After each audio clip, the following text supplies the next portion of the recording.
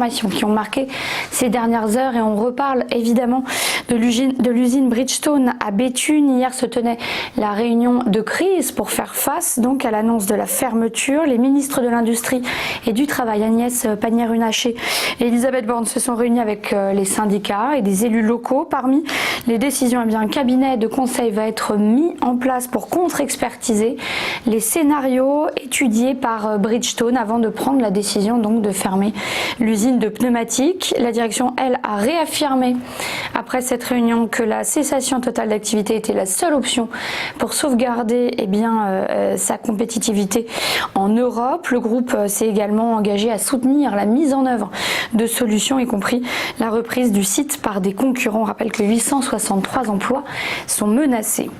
L'avion zéro émission est pour bientôt puisque le président exécutif d'Airbus a annoncé hier travailler sur 3 concepts d'avions à hydrogène vert pour un lancement commercial en 2035. L'avionneur deviendrait ainsi le premier constructeur à finir l'opération au niveau mondial. Guillaume Faury parle de la mise en place du programme pour 2028, des prévisions qui correspondent à l'objectif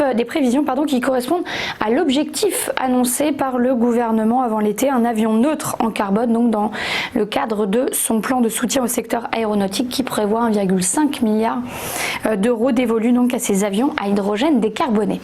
Et puis enfin on termine avec l'AFA, l'Agence française anticorruption, qui a publié un rapport, un état des lieux sur la situation dans notre pays depuis 5 ans. Selon l'AFA, une entreprise sur 5 a été confrontée à des cas de corruption, soit 22%, mais seule la moitié des sociétés concernées a mis en place une sanction disciplinaire et encore moins engagé des poursuites au pénal. En revanche, 70% de ces entreprises ont mis en place un dispositif de prévention, qu'elle soit ou non, on le rappelle, assujettie à cette obligation, puisque depuis la loi Sapin 2 en 2016, les entreprises de plus de 500 salariés y sont contraintes. La lutte contre la corruption reste donc un sujet majeur en France, relancé donc avec la mise en place en janvier dernier d'un plan triennal de lutte en ce sens. Rapide point sur la bourse avec une journée presque noire hier concernant les principales places européennes. Elles ont fini en forte baisse. Le CAC 40 a clôturé à moins 3,83% et passé sous la barre des 4800 points à 4792 points exactement. Le DAX a perdu 4,37% et le FTSE 3,38%. Du côté de Wall Street, le Dow Jones a reculé de 1,84%, le S&P 500 de 1,16%, le Nasdaq lui a limité ses pertes en fin de séance mais a quand même abandonné 0,13%. Voilà pour ce point bourse. Restez bien avec nous, le Live TV Finance continue dans un instant. On suivra l'ouverture de la bourse de Paris. À tout de suite.